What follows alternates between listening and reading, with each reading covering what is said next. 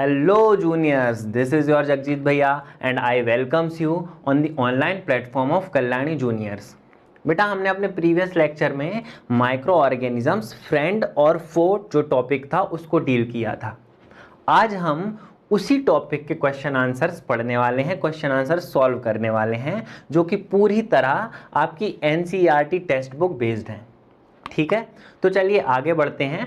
ये सेशन बहुत ही short and sweet होने वाला है और जो आपके कुछ टॉपिक्स या कुछ चीज़ें रह गई थी जो आपको समझ में नहीं आई होंगी, आई होप इस सेशन को देखकर वो आपको प्रिटी क्लियर हो जाएंगी।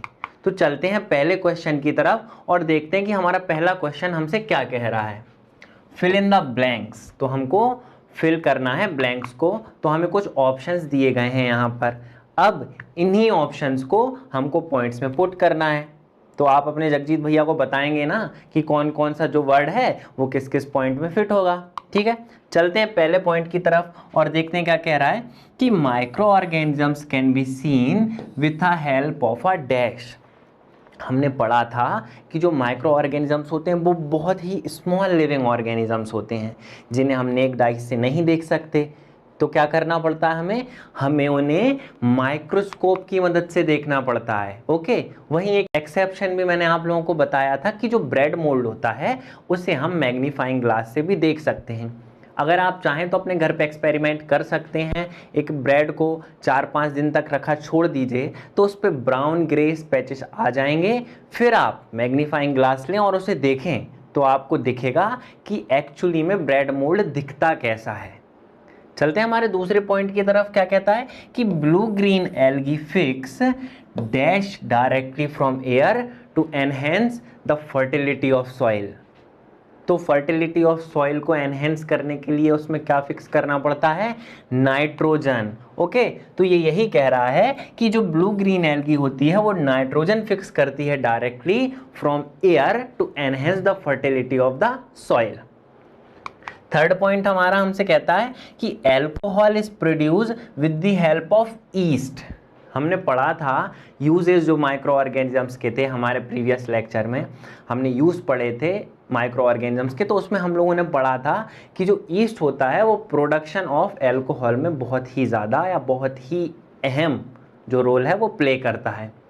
फोर्थ पॉइंट क्या है कि cholera is caused by, cholera एक ह्यूमन डिसीज है और हमने पढ़ा था कि जो हार्मफुल माइक्रो ऑर्गेनिजम्स होते हैं उनसे वेरियस टाइप की डिसीज़ होती हैं, ह्यूमंस में, प्लांट्स में भी होती हैं, अदर ऑर्गेनिजम्स में भी होती हैं। ठीक है, तो कॉलेरा किसकी वजह से होता है, कॉलेरा होता है हमारा बैक्टीरिया की वजह से। ओके, चलते हैं हमारे नेक्स्ट क्वेश्चन की तरफ। तो नेक्स्ट क्वेश्चन है हमारा टिक द करेक्ट। ठीक है, तो इसमें आपको एक क्वेश्चन आएगा और आपको उसमें से बताना है कि कौन सा ऑप्शन सही है। ठीक है, तो पहला क्वेश्चन है कि east is used in the production of, just अब भी पढ़ा हमने कि जो ईस्ट होता है वो किसके प्रोडक्शन में हेल्प करता है, एल्कोहल के प्रोडक्शन में। तो आंसर क्या हो जाएगा बेटा जी, आंसर हो जाएगा in the production of alcohol. तो चलिए अगला पॉइंट देखते हैं क्या कह रहा है कि the process of conversion of sugar into alcohol is called. मतलब जो शुगर को अल्कोहल में कन्वर्ट करने की प्रोसेस रहती है हम उसे क्या कहते हैं, तो हम उसको फर्मेंटेशन कहते हैं। आंसर में आप देख सकते हैं। So fermentation is a process to convert sugar into alcohol. Okay, moving ahead, next question हमारा क्या है, नेक्स्ट क्वेश्चन हमारा है कि the following is an antibiotic. मतलब ये जो चार है ना, सोडियम बाइकार्बोनेट, स्ट्रेप्टोमाइसिन, एल्कोहल और ईस्ट, इन चारों में से कौन सा एक एंटीबायोटिक है। तो हमने पढ़ा था कि एंटीबायोटिक्स के प्रोडक्शन में कौन यूजफुल रहता है, माइक्रो ऑर्गेनिजम्स। और हमने एंटीबायोटिक्स के एग्जाम्पल क्या पढ़े थे, स्ट्रेप्टोमाइसिन पढ़ा था, टेट्रासाइक्लिन पढ़ा था। तो यहाँ पर आपको स्ट्रेप्टोमाइसिन दिख रहा है, जी भैया बिल्कुल दिख रहा है, तो बस लगा दीजिए स्ट्रेप्टोमाइसिन पर करेक्ट टिक। चलिए अगला पॉइंट है कि carrier of malaria causing protozoan is. तो हमने अपने प्रीवियस लेक्चर में पढ़ा हुआ था कि जो मलेरिया रहता है उसको कौन कैरी करता है, तो उसको कैरी करती है फीमेल एनाफिलिस मॉस्किटो। हमने वेक्टर पढ़े थे ना जिसमें मॉस्किटोज था, हाउस फ्लाई था और वेरियस टाइप ऑफ इंसेक्ट्स थे। ठीक है, तो क्या है इसका आंसर, इसका है female anopheles mosquito which is a malaria causing protozoan carrier. Okay, moving ahead, next question हमारा हमसे पूछ रहा है कि भाई the most common carrier of communicable diseases are. हमने कम्युनिकेबल डिसीज़ पढ़ा था और डिफरेंस भी देखा था कि कम्युनिकेबल डिसीज़ क्या होती हैं और नॉन कम्युनिकेबल डिसीज़ क्या होती हैं। चलिए एक क्विक रिकैप करा दूं आपको क्या होती हैं।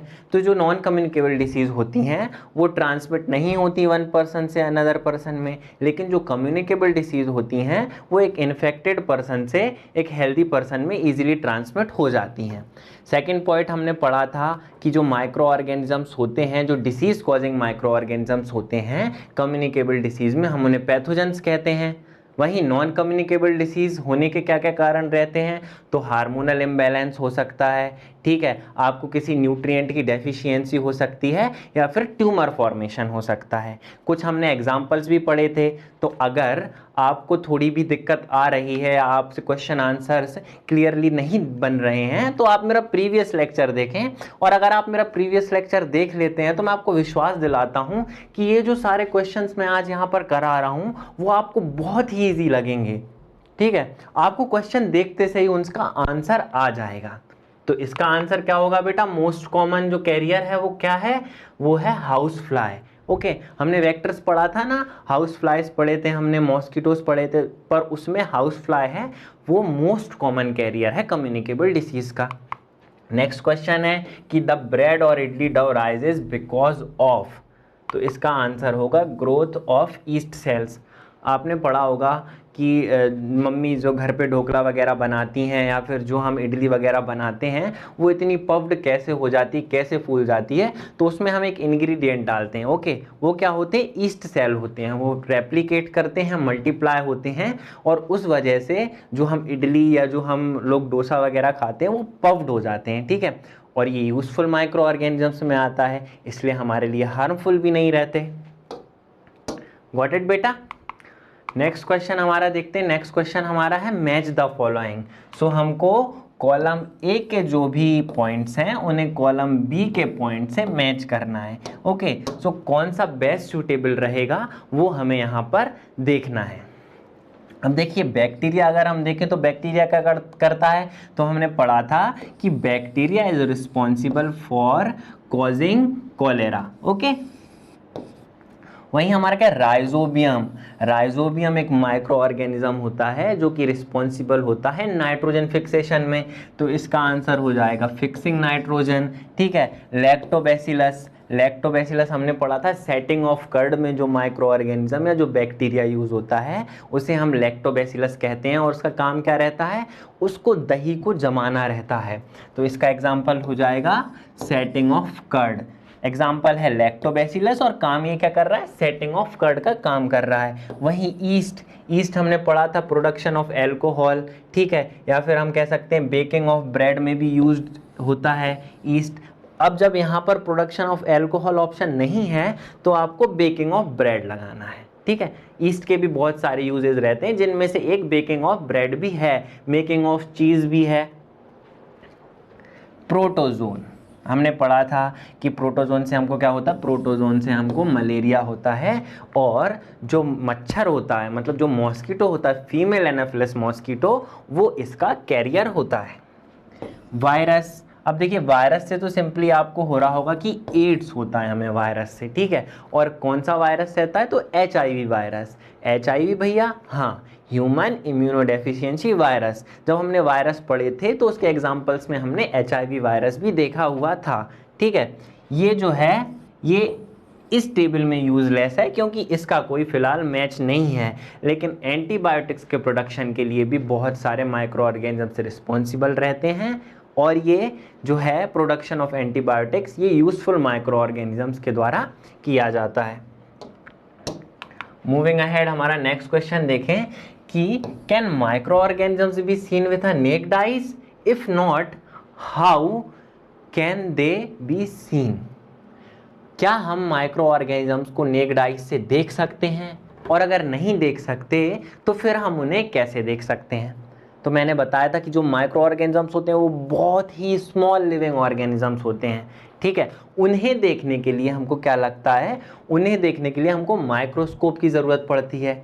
ठीक है, तो माइक्रो ऑर्गेनिजम्स को देखने के लिए हमें किसकी ज़रूरत पड़ती है? माइक्रोस्कोप की। अब इसका आंसर देखें, आंसर क्या कहता है? तो आंसर कह रहा है कि the micro organisms can not be seen with our naked eyes, okay, because they are very small in size. Some of these such as fungus growing on a bread, मतलब bread mould, okay, can be seen with a magnifying glass. Other cannot be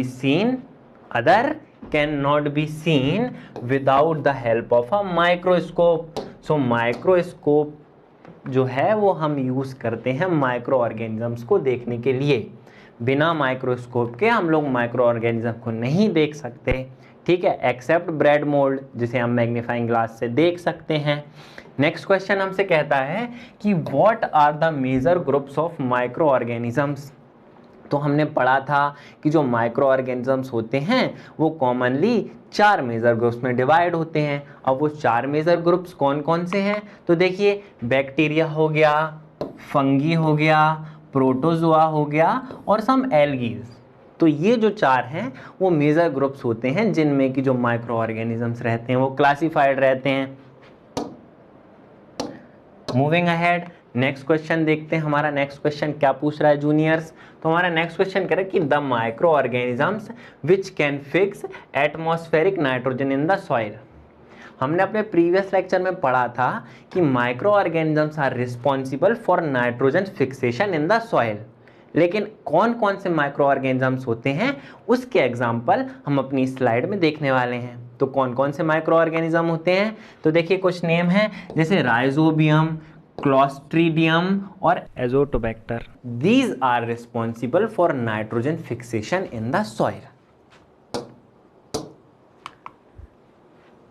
next question पूछता है हमसे juniors, जो कि आपकी NCERT का है, कि write the uses of microorganisms in our life. ठीक है, यूज बताना है, मतलब इसमें माइक्रो ऑर्गेनिजम्स कौन से आएंगे? Useful micro organisms.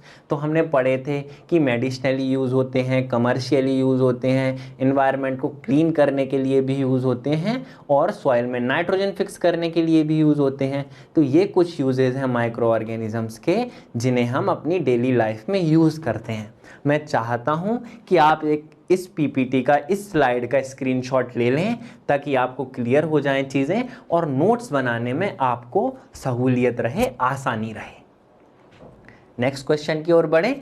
चलिए, तो राइट अ शॉर्ट नोट और short paragraph on harms caused by micro organisms.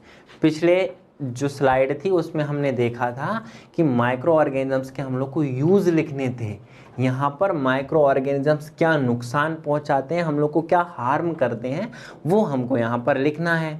So micro organisms are responsible for various types of diseases in humans, animals as well as plants. देखिए, micro organisms are very harmful to us.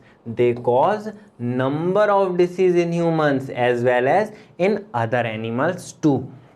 Okay, कौन कौन सी disease होती हैं? तो common cold, tuberculosis, measles and chicken pox, polio, cholera, typhoid, hepatitis B and malaria. These are some common diseases which are caused by microorganisms, or we can say these are some diseases जो कि microorganisms की वजह से होती हैं.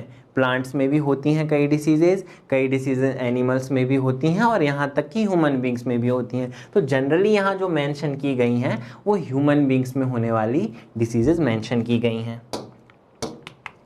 Next question हमारे लिए क्या है? नेक्स्ट क्वेश्चन हमसे कह रहा है कि व्हाट आर एंटीबायोटिक्स. एंटीबायोटिक्स क्या होती हैं और what precautions must be taken while taking antibiotics. तो हमें क्या क्या प्रिकॉशंस लेना चाहिए जब हम एंटीबायोटिक्स को लें.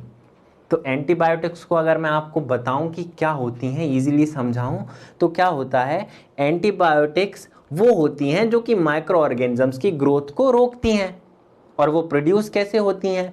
वो कुछ स्पेसिफिक माइक्रो ऑर्गेनिजम्स को ग्रो करा के प्रोड्यूस होती हैं. तो देखिए, ये तो वही बात हो गई कि जिस थाली में खाया उसी में छेद किया. मतलब आप जो एंटीबायोटिक्स हैं उनको आप माइक्रो ऑर्गेनिज्म से प्रोड्यूस करवा रहे हो. किस लिए करवा रहे हो? ताकि वो माइक्रो ऑर्गेनिजम्स की ग्रोथ को रोक सकें.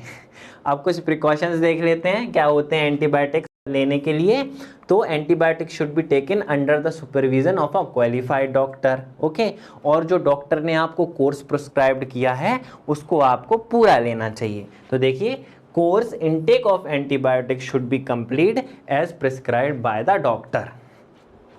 आई होप यू गेट इट कि एंटीबायोटिक्स क्या होती हैं और क्या क्या प्रिकॉशंस हमें लेने चाहिए एंटीबायोटिक्स लेते समय। तो बेटा यहाँ पर जो हमारा चैप्टर था और इसके क्वेश्चन आंसर्स थे वो ख़त्म हो चुके हैं माइक्रो ऑर्गेनिजम्स फ्रेंड एंड फो के। मैं उम्मीद करता हूँ कि आप लोगों को बड़े अच्छे से जो ये चैप्टर है वो समझ में आया होगा। यहाँ तक कि मैंने क्वेश्चन आंसर्स कराए हैं तो उससे भी आपको बहुत सारी चीज़ें क्लियर हुई होंगी। ठीक है, अब मैं चाहता हूं कि आप मेरे वीडियो ध्यान से देखें, कंसंट्रेशन के साथ देखें, क्योंकि अगर आप ऐसा कर लेते हैं तो आपको आने वाले एग्जाम्स में कोई भी प्रॉब्लम नहीं आने वाली। ठीक है बेटा, सुरक्षित रहें, सलामत रहें। जय हिंद।